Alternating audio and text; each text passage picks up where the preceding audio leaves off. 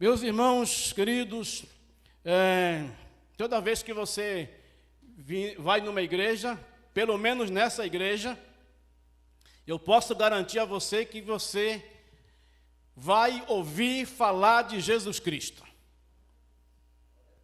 Pelo menos aqui eu posso garantir isso, do começo até o fim. E nós estamos aqui para isso, para anunciar Jesus. Para anunciar Jesus. E em anunciando a Jesus Cristo, o nosso propósito é que você conheça a Cristo. E em conhecendo a Cristo, você receba a Ele como teu Salvador. Então, tudo que nós fazemos aqui nessa igreja é com esse propósito de anunciar a Cristo. Fazer Cristo conhecido a você. Para você que ainda não o conhece. E para aqueles que já conhecem a Cristo, são crentes, o propósito não é que vocês conheçam porque vocês já conhecem, mas o propósito é que a vida de vocês sejam trabalhadas por esse próprio Cristo. Quantas coisas nós temos para ser trabalhada em nós.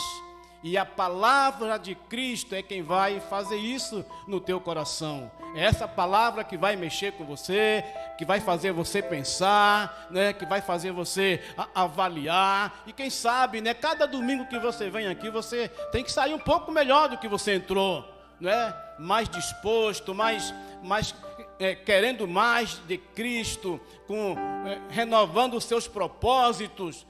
Né? Querendo fazer aquilo que até aqui você não fez, querendo mudar alguma coisa na sua vida, de modo que Cristo seja realmente glorificado no teu viver. E nesta noite não será diferente. Alguém pode me emprestar um relógio, que eu estou 100 horas aqui, senão eu vou falar até meia-noite.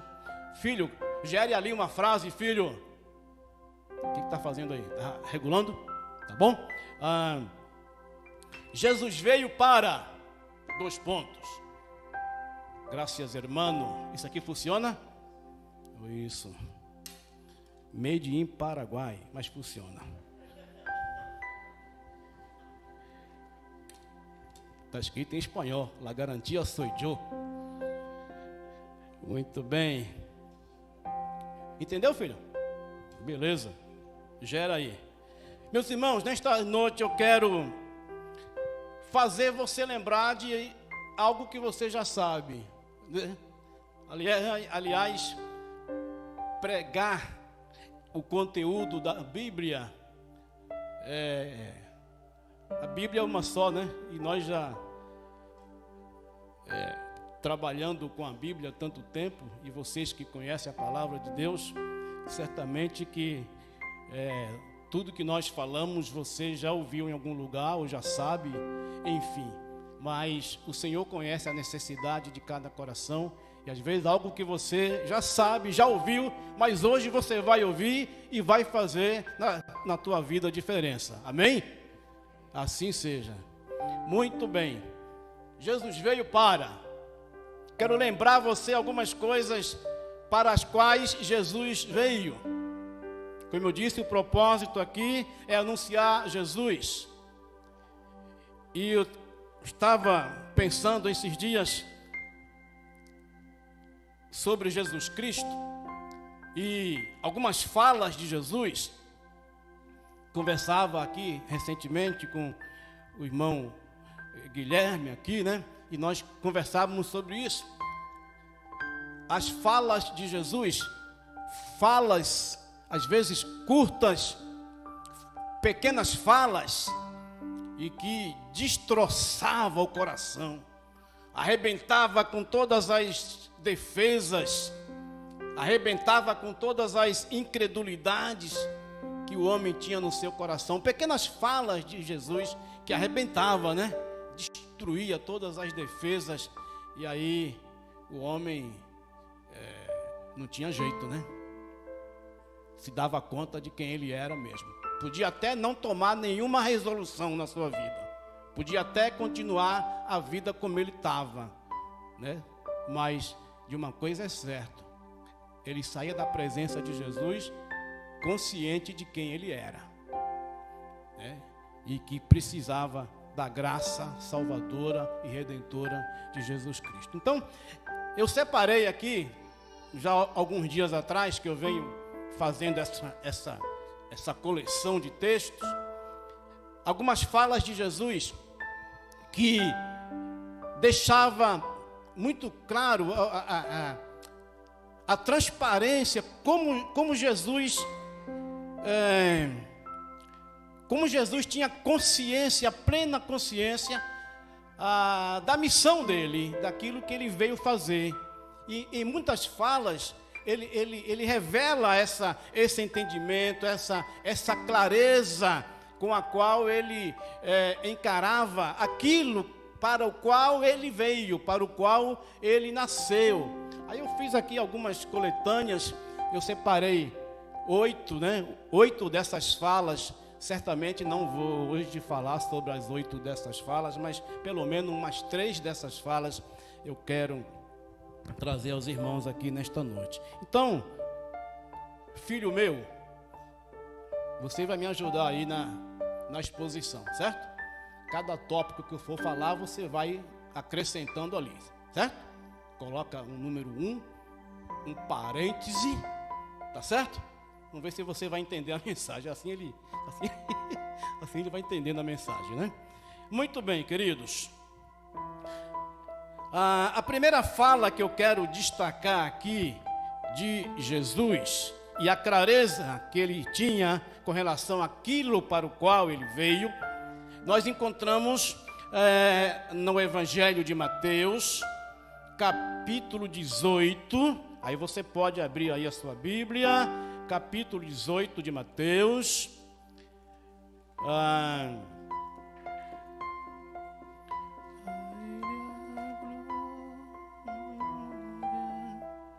18, verso 11.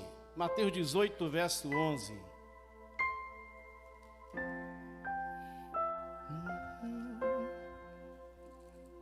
Mateus 18, verso 11.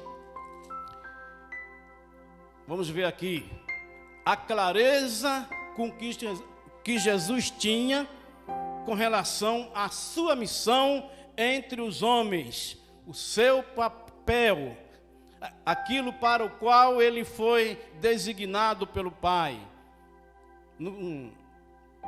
Mateus 18, 11, nós encontramos aqui, eu leio na minha versão NVI, Nova Versão Internacional, que diz assim: o Filho do Homem veio para salvar o que se havia perdido. Eu separei essa fala de Jesus e destaquei essa fala como número 1.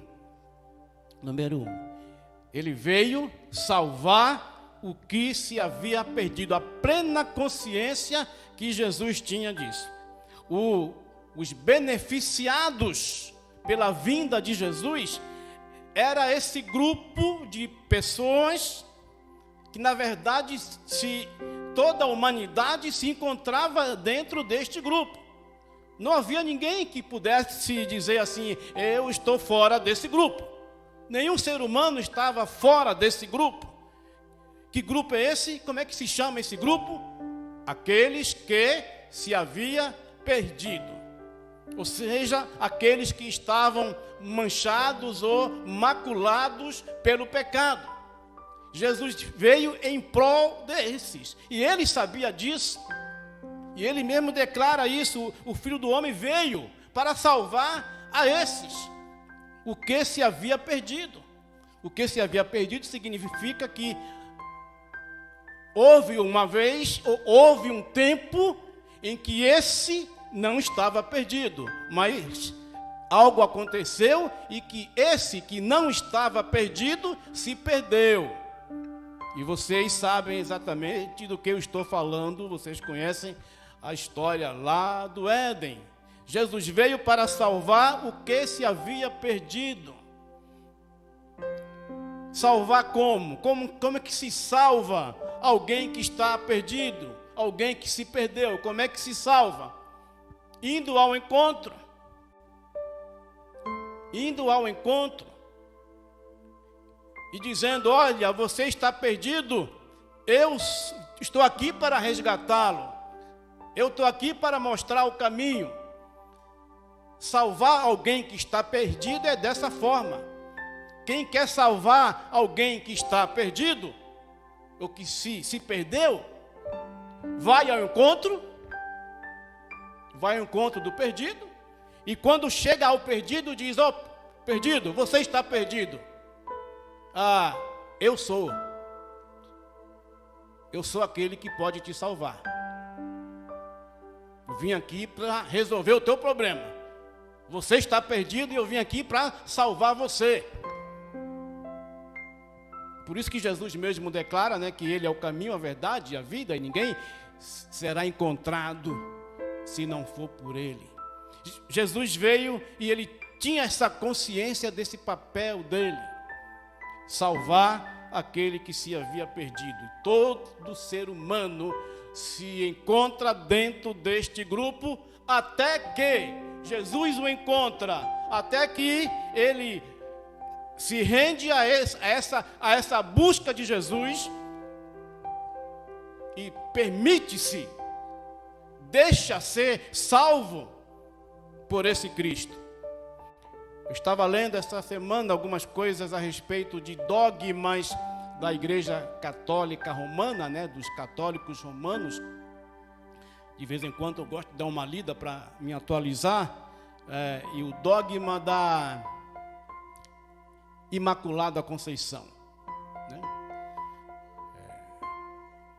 que foi estabelecido no século XIX, 1800 e alguma coisa, não lembro exatamente, mas foi no século XIX, o dogma da Imaculada Conceição. E esse dogma diz que, né, num determinado momento lá da história da Igreja Católica, no século XIX, não faz muito tempo, no século XIX, um Papa entendeu que Maria nasceu sem pecado. Daí vem a palavra Imaculada Conceição, ou seja, um nascimento sem pecado. Entenderam lá que Maria nasceu sem pecado.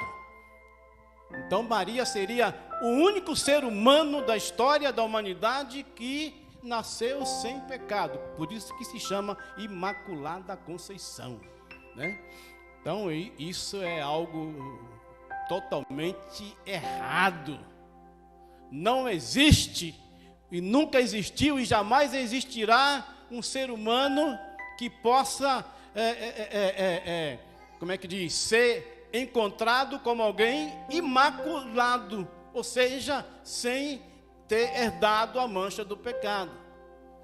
E é interessante que na teologia católica romana eles dizem que quando o anjo foi ao encontro de Maria para anunciar que ela estava grávida, vocês lembram o que foi que o anjo falou para Maria? Como é que o anjo saudou Maria? Como? Salve a agraciada, né? Salve a agraciada. E aí os católicos romanos entenderam que essa palavra, né, agraciado, significa prêmio de graça, prêmio da graça. E aí daí eles deduziram que Maria nasceu sem pecado. E aí tem a Imaculada Conceição, né? Obviamente que isso não é verdade. A Bíblia não dá nenhuma margem para isso. Eles deram uma torcida ali, né? Torceram ali o texto para tentar encaixar ali com a teologia deles. Mas isso é mentira. Não há ser humano que tenha nascido sem a mancha do pecado. Não há. E aí, foi para esses que Jesus veio salvar o que se havia perdido. Aliás, falar em Maria, né? No Cântico de Maria, ela diz, eu não lembro agora exatamente quais são as palavras, mas ela se refere a Deus como sendo o Salvador dela, né? Depois vocês leem em casa lá o Cântico de Maria, está lá em Mateus ou Lucas, não lembro agora, né? Mas enfim, Lucas? Quem falou? Lucas. Só podia ser seminarista mesmo, viu? Seminarista é um problema. Muito bem, vamos lá, queridos. Então está aí, primeira coisa, primeira A palavra que eu quero deixar para você nesta noite é que Jesus veio para salvar você. Você que estava perdido. E aí, você que ainda não recebeu a Cristo, o que você deve fazer? Correr para esse Salvador que vai ao teu encontro. E você que já foi encontrado por este Salvador, já foi colocado nos ombros deste Salvador, já foi trazido de volta para o aprisco, que é a presença desse Salvador. O que você vai fazer? Vai viver uma vida cristã meia boca, sem compromisso, relaxadamente, pecando todo dia, sem arrepender-se? Certamente que não. Isso requer de nós também uma postura diferenciada no nosso dia a dia. Número 2, segunda palavra de Jesus com relação àquilo que ele veio fazer. Eu destaquei aqui para os irmãos nesta noite o texto de João, capítulo 1, verso 12. João, Evangelho de João, capítulo 1, verso 12, que textualmente diz assim, não vou nem ler porque eu já sei de cor, né? Veio para o que era seu, mas os seus não o receberam. Mas a todos quanto o receberam, deu-lhes o poder de serem feitos filhos de Deus. Ele veio.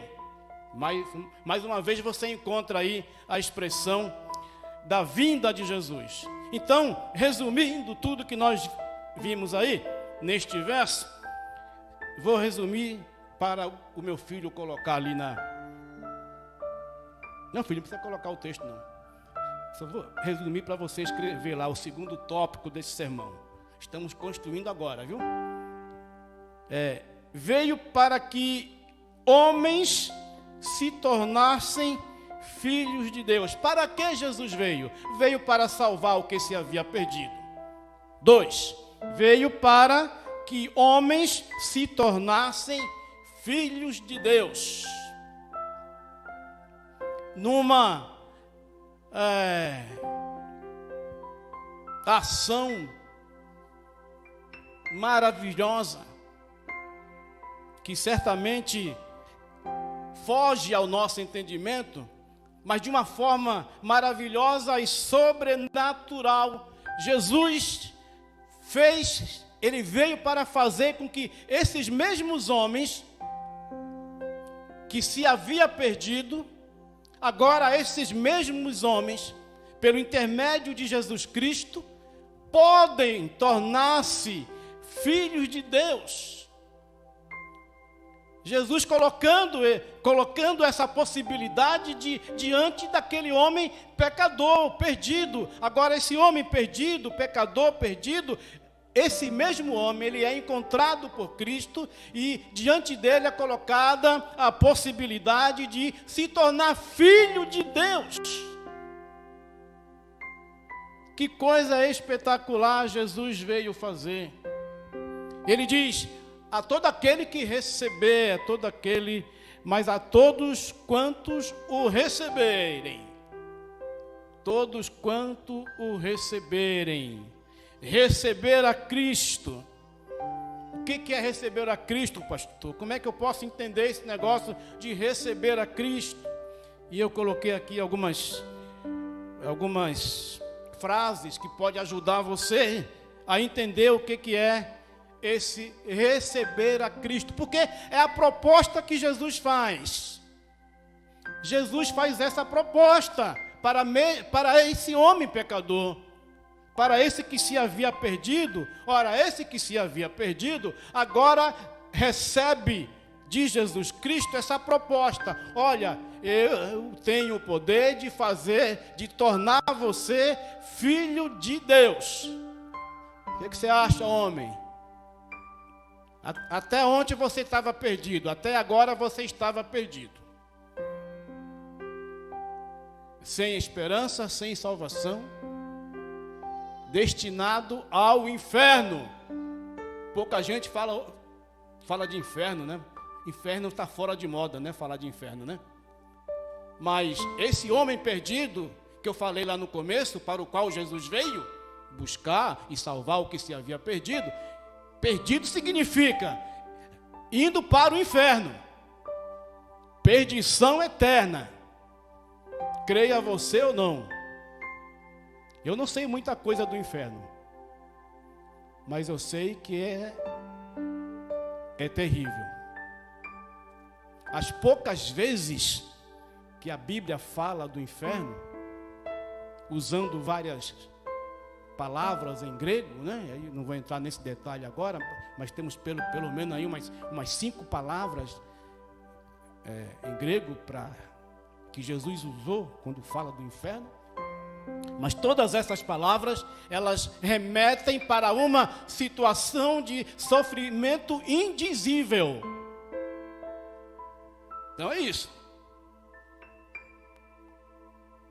Eu preciso dizer para você que existe o inferno. Mas Jesus veio para que isso tudo fosse mudado. Ele veio salvar o que se havia perdido. Ele veio tirar do inferno aquele que estava lá, né? E agora recebendo a Cristo. O que é receber a Cristo? Receber a Cristo, e nesse ato de receber a Cristo, você se torna filho de Deus. O que é receber a Cristo, pastor? Receber a Cristo é dedicação, dedicar-se, é entregar a sua vida a Cristo. Eu estou aqui traduzindo o que é, né? Estou aqui, como é que diz? Descortinando para você o que significa esse negócio de receber a Cristo. Receber a Cristo é dedicar sua vida a Cristo, é entregar sua vida a Cristo. Essa dedicação ou essa entrega vai ocasionar transformações profundas na sua vida. Transformações profundas na sua vida. Então, olha só, é uma coisa aí levando a outra. Tudo isso está atrelado ao receber a Cristo. Essa dedicação, entrega, vai ocasionar transformações profundas.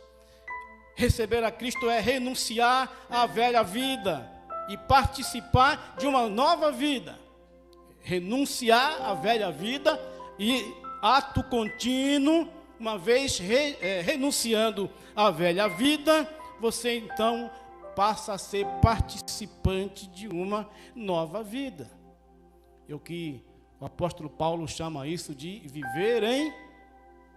Completa aí o versículo. Viver em... Alguém fez assim com a cabeça, mas não falou. Novidade de vida. É a proposta, é aquilo que está reservado para o homem e mulher que recebe a Cristo. Viver novidade de vida. Receber a Cristo também significa uma transformação à imagem do próprio Cristo. Olha só, coisas, né? A gente vai aí trabalhando essa ideia do que é receber a Cristo. Transformar-se ou ser transformado à imagem do próprio Cristo. E aí você encontra mais um verbo aí neste versículo 12. Deu-lhes, mas a todos quanto o receberem, primeiro verbo, né? Deu-lhes o poder de se tornarem filhos de Deus, deu-lhes o poder de se tornarem, ou tornarem-se filhos de Deus. Atente muito bem para este verbo, tornar-se. Você recebe a Cristo e você torna-se filho de Deus. Esse verbo tornar-se tem a força de algo que adquire-se e não perde nunca mais. Você se torna. A força deste verbo é muito importante. Você torna-se filho de Deus. e em tornando-se filho de Deus, é uma condição que você não vai perder mais.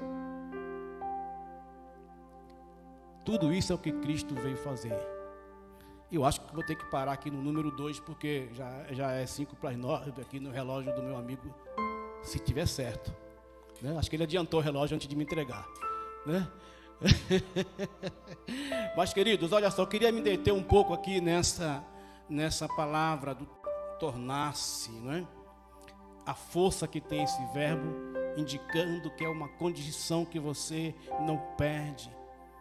E essa é uma doutrina. Eu quero aproveitar esse sermão para também falar um pouco de doutrina para aqueles que já são crentes. Uma doutrina da qual eu não abro mão. Se você quiser abrir, você pode abrir, mas eu não abro mão. Que é a segurança do salvo. Tornou-se filho. A força desse verbo, esse verbo demonstra algo que você adquire e você não perde mais. Você recebeu a Cristo, você se torna filho de Deus, numa condição imperdível. Uma marca que jamais sai da sua vida.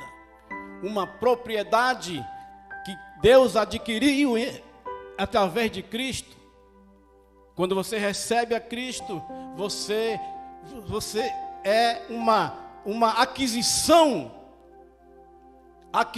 de Deus. Deus adquire, Cristo adquire para Deus. É uma condição que jamais você vai perder.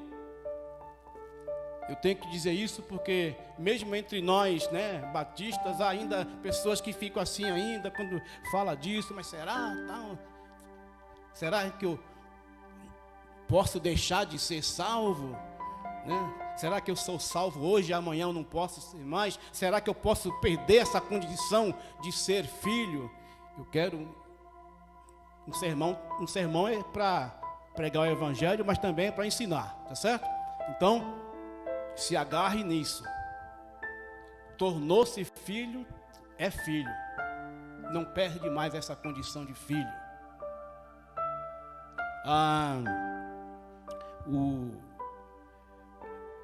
Eu estava pensando, às vezes eu fico pensando na condição das pessoas que não entendem isso e acham que a salvação pode ser perdida a qualquer momento pelos seus atos, né? Eu fico imaginando. Às vezes eu escuto pessoas dizer assim: